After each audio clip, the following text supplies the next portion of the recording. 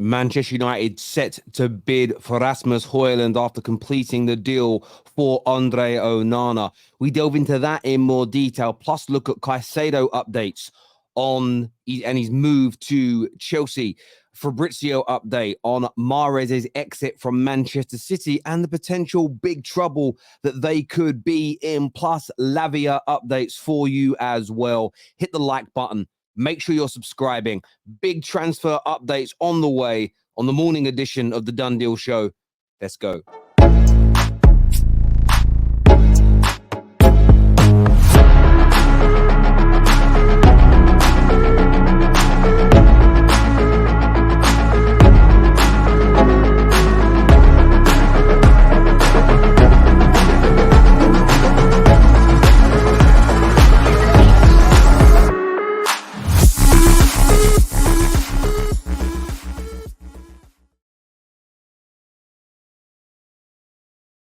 The transfer of Andre Onana is massive and transformative for Manchester United. He is going to go such a long way to improving Man United stylistically. Their ability to play out from the back will make Man United more press resistant. But more goals are needed at Old Trafford. This news this morning is going to be met with sheer delight from Man United fans. The Old Trafford faithful are preparing their first offer for Rasmus Hojlund. And when Fabrizio says first offer, he typically means official bid. A lot of rumors prior to this news from Fabrizio have suggested United have made unofficial offers, swap deal offers, cash offers, to try and test the water to see what Atalanta are acceptable to and what they will push back on. He says here, the upcoming proposal is being discussed internally at Manchester United right now. But most media outlets have concurred with Fabrizio Romano here that the next deal, the next big deal for Manchester United is the striker position, and they will focus on Rasmus Hojlund. Now, what's really interesting, Hojlund wants the Man United move. Personal terms, 100%. You could either say agreed, there will be no problem, agreed in principle, whichever phrase you prefer to use. It doesn't really matter. It's the same toffee with a different wrapper. He wants to be a Man United player. However, it is said that he will not disrespect Atalanta. He will not go public. His agents won't be leaking negative stories about the club. They will push for the move, but in a respectful and professional manner. And listen, as a Man United fan, I just want to get this kid through the door. I think he's a star in the making. He's one of the best young strikers in European football. And what it is about this kid that I like, look, he's got to become more prolific and more of a gunman in front of goal. But when you watch him score, when you watch him strike a ball, when you look at his positioning, there are so many more goals to come from this young man, in my personal opinion. He plays exceptionally well with his back to goal. His hold-up play is good. His ability to play in his teammates is at a very high standard for a player of his age and vintage. There is such a star in here. And what I love about him, what I really love when you watch, not highlights, don't go and watch highlight reels, get yourself Scout and research the player properly. This man at times, listen, good hold-up play, good link-up play, good passing. What I love is he has such a desire sometimes to get his head down and just sprint into the right areas of the pitch to be able to put the ball in the back of the net. I love it. Right, I'm going to get myself that back post because the ball's going to come in. I want to score goals. That instinct, that nature is why he will be a prolific goal scorer for Manchester United. So the official bid coming soon. I'm personally very excited about it. Let me know your thoughts and feelings in the comment section below. Make sure as well, by the way, you're hitting the bell notification button and subscribing to the Football Terrace right now. Another update from Fabrizio that I also want to delve into this morning is he understands that El Halahi submitted their first bid for Mahrez on Monday night. So yesterday evening, you might be watching this on Wednesday though, but Monday night, 80 million plus 5. I mean, that's a lot of money there. It's a lot of money for a player his age. Plus add-ons. Proposal has been rejected by Manchester City. City want 30 million. Now, listen, they're not far away from that figure. As you can see, there's a 7 million differential. I'm sure that they will find a bridge in that gap. Mahrez wants to leave Man City. He wants out.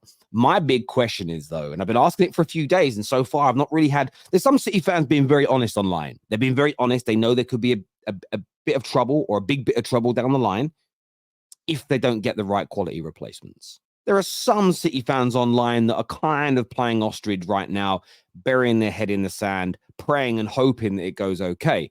And I think it could. City are a very well-run football club. And as I said in my video on Sunday, I expect them to react.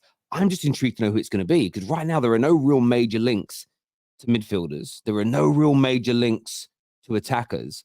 Guardiola's a deal I think they'll get done and dusted and over the line. An upgrade probably on Laporte in the medium to long term. But with Walker looking to leave, Mahrez, Gundogan, Silva, who and where are these replacements coming in? The league starts in just over 3 weeks. A fast start is going to be important this season. So give me your feelings and your thoughts and what you think about this deal. And will Mahrez leave and for what price in the comment section below. I want to speak a little bit here about Lavia. Headline this morning I read is that Arsenal have just put pressure on Liverpool to speed up the Romelu Lavia transfer bid. Now, the article here goes on to say that Arsenal will put pressure upon Liverpool to speed up their move for the Southampton midfielder. The Gunners could step up their own interest in the player following the developments of Thomas Partey's future. Lavia impressed in his first season, goes on to praise the player. It speaks about his performances. It says Arsenal, as we know, have signed Declan Rice for a record 105 million. Chelsea, meanwhile, hoping to secure Moises Caicedo. Liverpool have already bought 2 midfielders this summer in Alexis McAllister and Szoboszlai. However, Fabinho is set to move to the Saudi Pro League, while captain Jordan Henderson could follow him through the door. Fabinho's exit is going to make Liverpool look into the market again. However, if they are not quick, they could face strong competition from rivals Arsenal, who at the moment are in the process of assessing which players to sell. If Thomas Partey leaves after he has already agreed personal terms with an unnamed club in the Saudi Pro League, it is likely that Arsenal will go back into the market with Lavia as their number 1 choice. So this is one of those situations, again, where Arsenal have got to get a bit of not due diligence, but Arsenal have got to get a bit of admin done. They've got to make sure who they know who they're moving on. Will Lokonga leave? Burnley want him. Will Partey leave? You're talking maybe £60 million of income there. Arsenal will buy again. I agree. I think if Liverpool really see Lavia as the long-term replacement for Fabinho, they've got to get some of these deals tied up quick, because Arsenal have meant business this year. Speed, accuracy, precision, surgical precision when it's come to getting their players in. So it's an interesting one that, again, I want your opinions on in the comment section below. Now, we mentioned Moises Caicedo updates. Now, these are a list of updates here that have come from Ben Jacobs, and I want to go through these with you. First one says that Chelsea latest verbal offer was 70 million guaranteed plus 5 million in add-ons. It's likely it won't be accepted. The Moises Caicedo camp will now insist on a move. 80 million is viewed as a more than fair price by sources close to the player, and he feels disrespected. And this is the second time now in a week that this scenario is reared its head. That Moises Caicedo is becoming annoyed at Brighton, frustrated at their lack of want to complete this deal for a fair and sensible price. Now, it's slightly unfair to compare him to Declan Rice. Declan Rice is far more experienced, far more proven, and of a slightly higher age, has a higher commercial ceiling, being one of the stars of the England team and, of course, playing in England, to try and get the same amount of money. You're never going to get 105 million for Caicedo. Not 18 months into his Premier League career. It's never happening. Brighton continue to say they'll be more flexible if Chelsea offer Levi Colwill as a part of the deal. But Chelsea are just not going to do that. As far as I'm aware, there is not a single journalist, not a single in the know, not a single Chelsea source who has suggested or made a murmur of the possibility of Levi leaving Chelsea this summer. So Brighton continuing to use that as a, look, we'll do you a better deal with Caicedo if we can have Levi. It's not going to happen. And listen, Brighton drive a hard bargain. Their fans probably won't care so much about this. However, it is getting to the point now where Brighton are disrespecting the player. They're disrespecting Chelsea. Let it happen. You know you're going to eventually sell him. You're trying to well overprice him. You're trying to get more money than he's worth. You're damaging the player's season. And we always talk about why ain't players loyal. Well, let's have some energy here for why is the club not being loyal. Caicedo joined you for 4 million quid. He has been probably one of your best midfielders in your club's history for the last 18 months, helped get you into Europe to an FA Cup semi-final. He now wants to move on to a bigger club. And instead of you honoring him, by the way, he's going to make you £80 million in the process for you to, as you always do, brilliantly reinvest. And you're disrespecting him. You're not being loyal to him. And I think it needs to be called out here. Brighton's actions are utterly reprehensible. Because if big clubs were doing this, they would get called out. We've got to have the same energy for little old Brighton as well, as far as I am concerned. The deal probably still will happen. But Brighton, as I say, they're being cow sons. They're being absolute cow sons. Now, another story that has got everybody's tongues wagging is Leon Goretzka. It is said that he doesn't want to leave Bayern. He wants to stay, but Bayern Munich are up for selling him. Now, the red flags come out whenever Bayern Munich want to sell a player. Does that mean he's good enough?